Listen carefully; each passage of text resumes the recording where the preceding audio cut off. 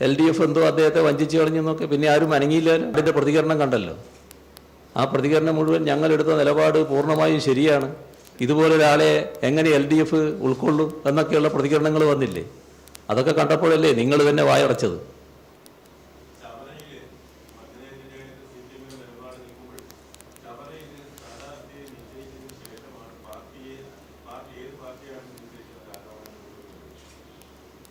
അതെനിക്കറിയില്ല എന്താണെന്നുള്ളത്. ഞങ്ങൾ ആലോചിച്ചിരുന്നത് ഈ ഇവിടെയുള്ള ചില സീറ്റുകൾ ഏറ്റവും അവസാനമാണ് ഞങ്ങൾ തീരുമാനിക്കുന്നത് തന്നെ. അതിൽ ചില സീറ്റുകളുടെ കാര്യത്തിൽ പിന്നീട് ഞങ്ങൾ തീരുമാനമെടുത്തു. ഒരു ഘടകകക്ഷിക്ക് ചവറ അല്ല LDFനോടൊപ്പം സഹകരിക്കുന്ന ഒരു കക്ഷിക്ക് ചവറ ഞങ്ങൾ കൊടുത്തു. അതാണ് ഉണ്ടായത്. ബാക്കി കാര്യങ്ങൾ എനിക്കറിയില്ല.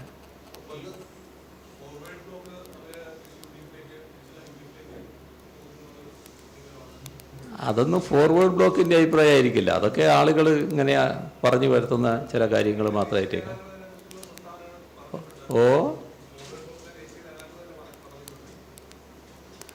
എൻ്റെ ശ്രദ്ധയിലില്ല അത്. ഓഹോ, അങ്ങനെയൊന്നും നിൽക്കാൻ കിട്ടുന്നൊരു വിഭാഗമല്ല ഫോർവേഡ് ബ്ലോക്ക്. അതവർ മനസ്സിലാക്കുന്നത് നല്ലതാണ്.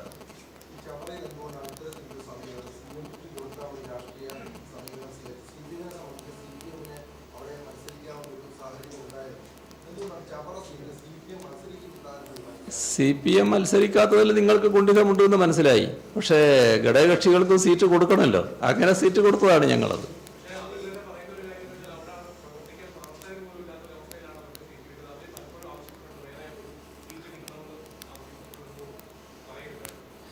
അല്ലല്ല, സീറ്റ് CMB എന്നത് കേരളത്തിലെ ഇപ്പോൾ ഞങ്ങളുമായി സഹകരിക്കുന്ന പാർട്ടികളിൽ സീറ്റ് ലഭിക്കാൻ അർഹതയുള്ളൊരു പാർട്ടിയാണ്.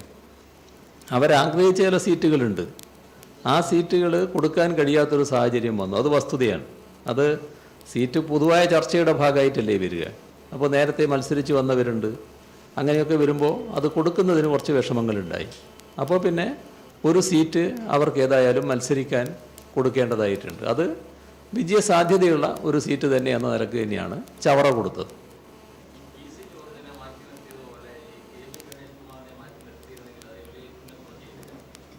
KB ഗണേഷ് കുമാർ അങ്ങനെ മാറ്റി നിർത്തപ്പെടേണ്ട ഒരാളാണെന്ന് ഞങ്ങൾ കണ്ടിട്ടില്ല. അതുകൊണ്ട് തന്നെയാണ് അദ്ദേഹത്തെ സ്ഥാനാർത്ഥിയാക്കിയത്.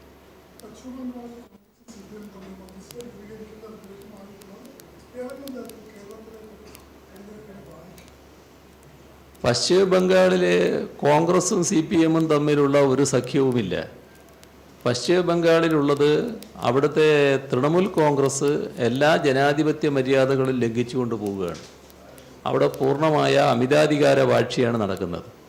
അത്തരം ഒരു സാഹചര്യത്തിൽ അവിടെയുള്ള ജനങ്ങൾ, പ്രത്യേകിച്ച് ജനാധിപത്യ വിശ്വാസികൾ, ഈ തൃണമൂൽ കോൺഗ്രസിൻ്റെ ഭരണം അവസാനിച്ച് കിട്ടണമെന്ന് ആഗ്രഹിക്കുന്നുണ്ട്.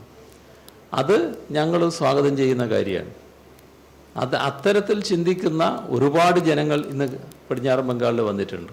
അതിനപ്പുറം കോൺഗ്രസും ഞങ്ങളുമായി രാഷ്ട്രീയ സഖ്യമോ രാഷ്ട്രീയ കൂട്ടുകെട്ടോ ഇല്ല, ധാരണയോ ഇല്ല. അപ്പോൾ ബാക്കി പ്രശ്നങ്ങൾ അതിൻ്റെ ഭാഗമായിട്ട് ഉയരുന്നേയില്ല.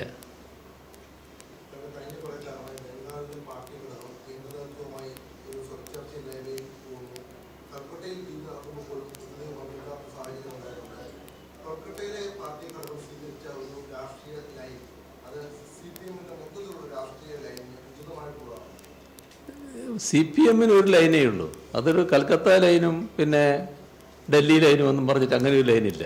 ഒരു ലൈൻ മാത്രമേ ഉള്ളൂ. അത് അഖിലേന്ത്യാ ലൈനാണ്. അഖിലേന്ത്യാ പാർട്ടിയാണ് തീരുമാനിക്കുക. ആ ലൈൻ അനുസരിച്ചാണ് കൽക്കത്തയായാലും മറ്റേത് സ്ഥലമായാലും പ്രവർത്തിക്കുക. അതിനെപ്പറ്റി ഒരു ആശങ്കയും വേണ്ടതില്ല.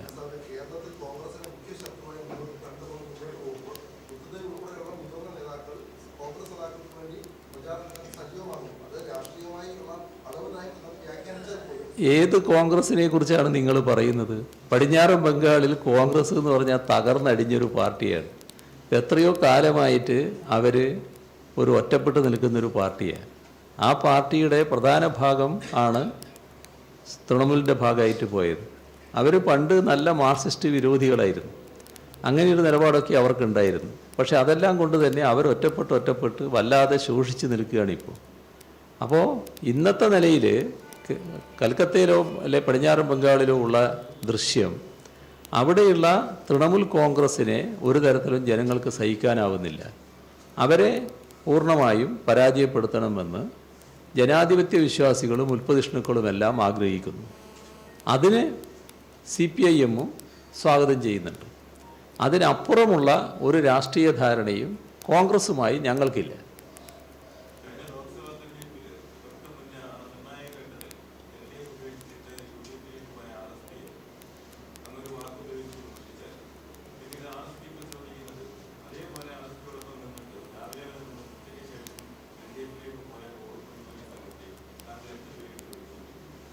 കോവൂർ കുഞ്ഞുമോൻ അങ്ങനെ പോയതല്ല. കോവൂർ കുഞ്ഞുമോൻ ധീരമായ നിലപാട് സ്വീകരിച്ച് UDF-ന്റെ രാഷ്ട്രീയത്തോട് വിട പറഞ്ഞു വന്നയാളാണ്. അത് ഒരു പാർട്ടിയിൽ ഒരാൾ നിൽക്കുമ്പോഴുള്ള വിഷമങ്ങൾ നിങ്ങൾ മനസ്സിലാക്കണം. കഴിയാവുന്നത്ര പാർട്ടിയുമായി ബന്ധപ്പെട്ട് പോകാൻ തന്നെ ശ്രമിക്കും.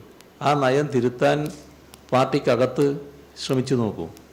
നയം തിരുത്തുന്നില്ല എന്ന് മാത്രമല്ല, ഞാൻ നേരത്തെ പറഞ്ഞതുപോലെ UDF-ന്റെ ജീർണതയുടെ ഭാഗമായി RSP മാറുന്ന നിലയാണ് കൂടുതലായി വന്നുകൊണ്ടിരുന്നത്.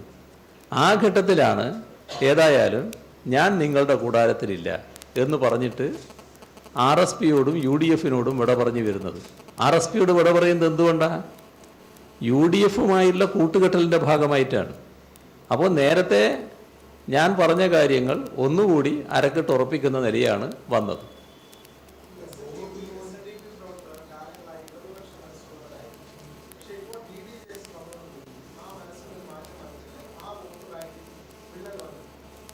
ആ വോട്ടിൽ ഒരു തരത്തിലുള്ള വിള്ളലും ഞങ്ങൾക്ക് വരാൻ പോകുന്നില്ല. കാരണം SNDP-യിൽ അണിനിരന്നവർ വെള്ളാപ്പള്ളിയുടെ പിന്നിൽ അണിനിരന്നവരല്ല. SNDP-യിൽ അണിനിരന്നവർ ശ്രീനാരായണ ഗുരു സ്ഥാപിച്ച സംഘടനയിലാണ് അണിനിരന്നത്. അവരംഗീകരിക്കുന്ന ദർശനം ശ്രീനാരായണ ദർശനമാണ്. അവർക്ക് വെള്ളാപ്പള്ളി സ്വീകരിക്കുന്ന നിലപാടിനനുസരിച്ച് ഒഴുകേണ്ട ആവശ്യമില്ല. പിന്നെ പ്രായോഗിക നിലപാട്, RSS നിലകൊള്ളുന്നത് സംവരണത്തിനല്ല, സംവരണം വേണ്ട എന്നാണ് RSS-ൻ്റെ നിലപാട്. അതിൽ വലിയ വിവാദമൊക്കെ വന്നപ്പോൾ പ്രധാനമന്ത്രി നരേന്ദ്രമോദി ഒരു വിശദീകരണം നടത്തി. ആ വിശദീകരണത്തിൽ നരേന്ദ്രമോദി പറഞ്ഞു, പട്ടികജാതി പട്ടികവർഗത്തിനാണ് സംവരണം തുടരുക എന്ന് പറഞ്ഞാൽ പിന്നോക്ക വിഭാഗത്തിൻ്റെ സംവരണം എടുത്തു കളയും എന്ന്. ഇതിലേതിൻ്റെ കൂടിയാ നമ്മുടെ SNDP-ക്കാർ നിൽക്കുക? സംവരണം പൂർണ്ണമായും വേണ്ട എന്ന് പറയുന്ന RSS നയത്തോടൊപ്പം നിൽക്കാൻ കഴിയുമോ? പിന്നോക്ക വിഭാഗത്തിന് സംവരണം വേണ്ട എന്ന നിലപാടെടുക്കുന്ന നരേന്ദ്രമോദിയുടെ കൂടെ നിൽക്കാൻ കഴിയുമോ? നമ്മുടെ SNDP-ക്കകത്ത് സംവരണ ആനുകൂല്യത്തിന് അർഹരായവരാണ് ഏറിയ കൂറും ആളുകൾ.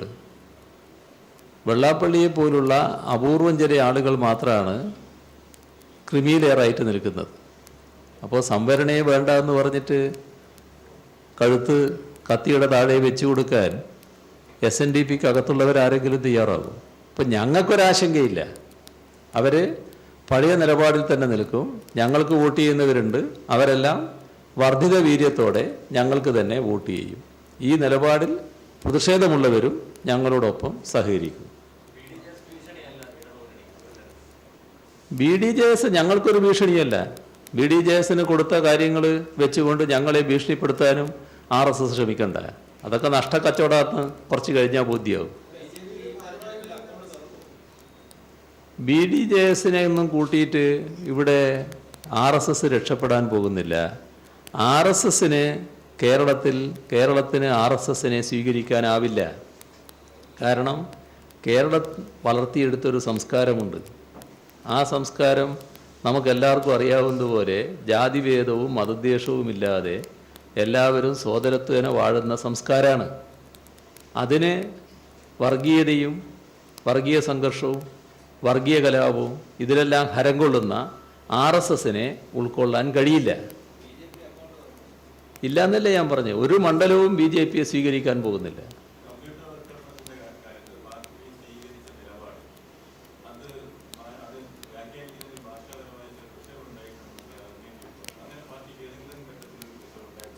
അത് അദ്ദേഹത്തെ നിങ്ങൾ കാണുമല്ലോ, ഇവിടെ വരുമല്ലോ, അന്നേരം ഒന്ന് ചോദിക്കുക എന്താണെന്ന്. അപ്പോൾ അദ്ദേഹം കൂടുതൽ വിശദമായിട്ട് പറഞ്ഞു തരും.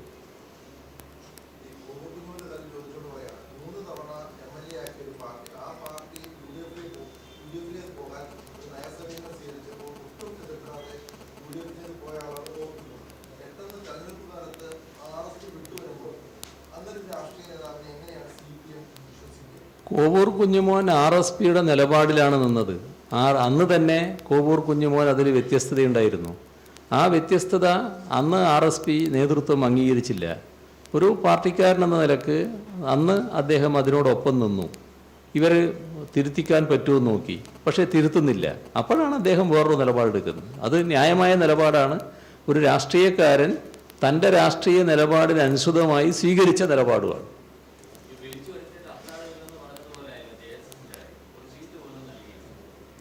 അങ്ങനെ പറയാൻ കഴിയില്ല.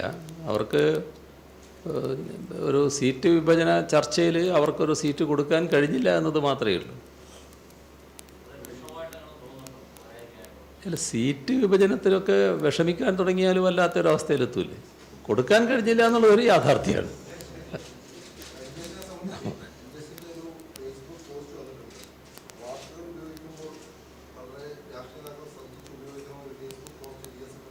അതെല്ലാവരും ശ്രദ്ധിക്കേണ്ട കാര്യമാണ്. അതിൽ യാതൊരു സംശയമില്ല. വളരെ അതെല്ലാവർക്കും ഉള്ളൊരു ഉപദേശം തന്നെയാണ്. ആരും അത് നല്ലതുപോലെ അല്ലല്ല, അതിനെ എന്നെ ഉദ്ദേശിച്ചാണെന്ന് കരുതണ്ട. അതാണ് നിങ്ങൾക്കെല്ലാം ഉള്ള തകരാറ്. അദ്ദേഹം എന്തെങ്കിലും പറഞ്ഞാൽ എന്നെ ഉദ്ദേശിച്ചാണ് പറയുന്നതെന്ന് കണക്കാക്കും. അങ്ങനെ ഒരു നിലയിലേക്ക് എത്തണ്ട. ഞങ്ങൾ കാര്യങ്ങൾ യോജിച്ച് തന്നെ കാര്യങ്ങൾ നീക്കുകയാണ്. CPIM-നകത്ത് യാതൊരു ഭിന്നതയും ഇപ്പോഴില്ല. നല്ല യോജിപ്പോടെ ഈ ദുർഭരണം അവസാനിപ്പിക്കാൻ വേണ്ടിയുള്ള നീക്കം ഞങ്ങൾ നടത്തിക്കൊണ്ടിരിക്കുകയാണ്. ഇപ്പോൾ ഇന്നലെ തിരുവനന്തപുരത്ത് ഞാൻ തുടങ്ങി, ഇന്ന് ഇവിടെ എത്തി. VS കാസർഗോഡും തുടങ്ങി, ഇന്ന് കണ്ണൂരെത്തി. അങ്ങനെ ഞങ്ങളിങ്ങനെ സഞ്ചരിച്ചുകൊണ്ടേയിരിക്കുകയാണ്. അപ്പോൾ നമുക്ക് അവസാനിപ്പിക്കാം അല്ലേ?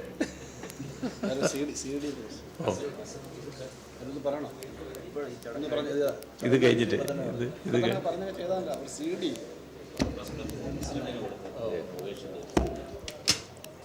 ഇവിടെ ഈ നമ്മുടെ കൊല്ലത്ത് ഇടതുമുന്നണി സ്ഥാനാർത്ഥി ശ്രീ മുകേഷിന്റെ തിരഞ്ഞെടുപ്പ് പ്രചരണവുമായി ബന്ധപ്പെട്ട് ഒരു CD പാർട്ടി പുറത്തിറക്കിയിട്ടുണ്ട്. അതിന്റെ പ്രകാശന കർമ്മം ഇപ്പോൾ സഭ പിണറായി വിജയൻ നിർവഹിക്കുന്നതാണ്.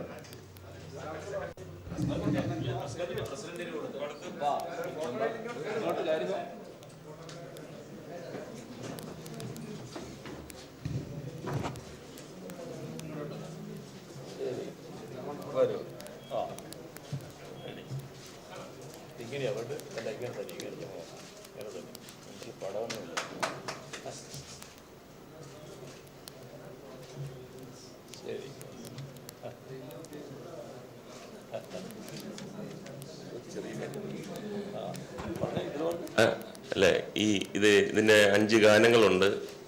പിഷാരടിയാണ് ഇത് എഴുതി സംവിധാനം ചെയ്തത്. ഒറ്റ കണ്ടീഷനിലായിരുന്നു, സഖാവ് പിണറായി ഇത് ഉദ്ഘാടനം ചെയ്യണം, എന്നാൽ മാത്രമേ ഞാൻ എഴുതത്തുള്ളൂ എന്ന് പറഞ്ഞു.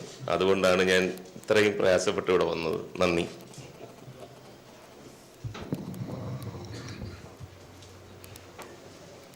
പ്രസ് ക്ലബിന്റെ ക്ഷണം സ്വീകരിച്ച് നമ്മുടെ ജനസഭ 2016 എന്ന ഈ തിരഞ്ഞെടുപ്പ് സംവാദ പരിപാടി കൊല്ലം പ്രസ് ക്ലബ്ബ് സംഘടിപ്പിച്ച ജനസഭ 2016 മുഖാമുഖം പരിപാടിയിൽ സംസാരിക്കുകയായിരുന്നു പിണറായി വിജയൻ. തന്റെ വാക്കുകൾ വളച്ചൊടിക്കുന്നതിന് പിന്നിൽ രാഷ്ട്രീയ അജണ്ടയെന്ന് പിണറായി വിജയൻ. VS പാർട്ടി വിരുദ്ധനാണെന്ന് ഒരു സ്ഥലത്തും പറഞ്ഞിട്ടില്ല. യെച്ചൂരി വിളിച്ചു വന്ന വാർത്തയും തെറ്റാണ് എന്ന് പിണറായി വിജയൻ പറഞ്ഞു. വിവരങ്ങളുമായി രാജ്കുമാർ ചേരുന്നു. രാജ്കുമാർ, എന്തൊക്കെയായിരുന്നു പിണറായി പറഞ്ഞത്? അരുൺ, ചിലർ കച്ചകെട്ടി ഇറങ്ങിയതാണെന്നാണ് ഇതിൽ നിന്ന് തനിക്ക് മനസ്സിലായത്. ഇതിന്റെ പിന്നിൽ രാഷ്ട്രീയമുണ്ട്. UDF-നെ ജനങ്ങൾ ഉപേക്ഷിച്ചു. നിക്കക്കളിയില്ലാത്ത അവസ്ഥയിലാണ് UDF. കർഷകരും കശുവണ്ടി തൊഴിലാളികളും അതുപോലെ തന്നെ പെൻഷൻ നഷ്ടപ്പെട്ടവരുമൊക്കെ എന്തടിസ്ഥാനത്തിലാണ് UDF-ന് വോട്ട് ചെയ്യേണ്ടതെന്ന് പറയണം. അതുപോലെ തന്നെ UDF-ന് തന്നെ അറിയാം ജനപതി എന്തെന്നറിയാം. ഈ സാഹചര്യത്തിലാണ് മുമ്പ് താൻ ഇക്കാര്യങ്ങൾ കുറച്ചു കാലം മുമ്പ് ആ പദം ഉപയോഗിച്ചിരുന്നു. ഇപ്പോൾ വീണ്ടും അത് ആവർത്തിക്കുന്നില്ല. അങ്ങനെ ചിലരാണ് ഇപ്പോൾ ഗൂഢാദ്വേഷത്തോടുകൂടി ഇപ്പോഴും രംഗത്തിറങ്ങിയിരിക്കുന്നത്. മുൻകൂട്ടി തയ്യാറാക്കി ഒരു ലക്ഷ്യബോധ്യത്തിന്റെ അടിസ്ഥാനത്തിൽ സെറ്റ് ഉണ്ടാക്കി വെച്ച ശേഷം അതിൽ നിന്ന് ഒരു ചോദ്യങ്ങൾ ലക്ഷ്യത്തോടുകൂടി ഒരു ചോദ്യങ്ങൾ ചോദിക്കുന്നു. കിട്ടുന്ന ഉത്തരം എന്താണെങ്കിലും അത് തനിക്കാക്കി പിടക്കാക്കുന്നത് പോലെ തന്നെ അത് കൃത്യമായ ഉദ്ദേശത്തോടുകൂടി ഗൂഢാലോചനയോടുകൂടി അതിന് ഒരു ചമക്കുക, ഇതെല്ലാം മുമ്പും ഉണ്ടായിട്ടുണ്ട്. എന്നാൽ അതിൽ UDF-ന് വേണ്ടി ആ UDF ഒരുക്കിയ കെണിയിൽ ചില മാധ്യമപ്രവർത്തകർ പെട്ടു എന്നാണ് ഇതിൽ നിന്ന് ബോധ്യമാകുന്നത്. എല്ലാ മാധ്യമപ്രവർത്തകരെയും താൻ പറയുന്നില്ല, ചിലരെങ്കിലും ഉമ്മൻചാണ്ടിയുടെ മുഖപത്രം അല്ലെങ്കിൽ ആ മുഖപത്രത്തിന്റെ മുഖപത്രമായ ഉമ്മൻചാണ്ടിക്ക് വേണ്ടിയാണ് ഇതെല്ലാം ചെയ്യുന്നതെന്ന് അവർ ആഘോഷിക്കുകയാണല്ലോ എന്നും പിണറായി വിജയൻ ചൂണ്ടിക്കാട്ടി. സീതാറാം യെച്ചൂരി തന്നെ വിളിച്ചിട്ടുമില്ല, അഥവാ വിളിക്കുന്നത് കൊണ്ട് തെറ്റുമില്ല. ഇതൊക്കെ സാധാരണ ഞങ്ങൾ എപ്പോഴും സംസാരിക്കാറുള്ളത് തന്നെയാണ്. ഇതിലൊന്നും യാതൊരു പോരായ്മകളുമില്ല. അതേസമയം VS പാർട്ടി വിരുദ്ധനാണെന്ന് താൻ ഒരു സ്ഥലത്തും പറഞ്ഞിട്ടില്ല. അതെല്ലാം വളച്ചൊടിച്ച പ്രയോഗങ്ങൾ മാത്രമാണ്. അത് താൻ സംസാരിച്ചതിൽ നിന്ന് തന്നെ അത് നേരിട്ട് തന്നെ മാധ്യമപ്രവർത്തകർക്ക് പരിശോധിക്കാവുന്നതേ ഉള്ളൂ. അങ്ങനെ ഒരു പദം എവിടെയാണ് ഉപയോഗിച്ചതെന്ന് പറയണം. ഞാൻ അങ്ങനെ പറഞ്ഞിട്ടില്ല.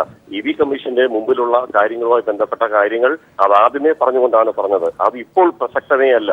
അത്തരത്തിൽ യാതൊരു കാര്യവും നടക്കുന്നില്ല. താനും VS-ഉം നല്ല യോജിച്ച നിലയിൽ തന്നെയാണ് മുന്നോട്ട് പോകുന്നത്. പാർട്ടിയിലും ശക്തമായ ഐക്യമാണ് നിലനിൽക്കുന്നത്. ഇപ്പോൾ തെരഞ്ഞെടുപ്പിനെ ലക്ഷ്യം വെച്ചുകൊണ്ടാണ് മുന്നോട്ട് പോകുന്നത്.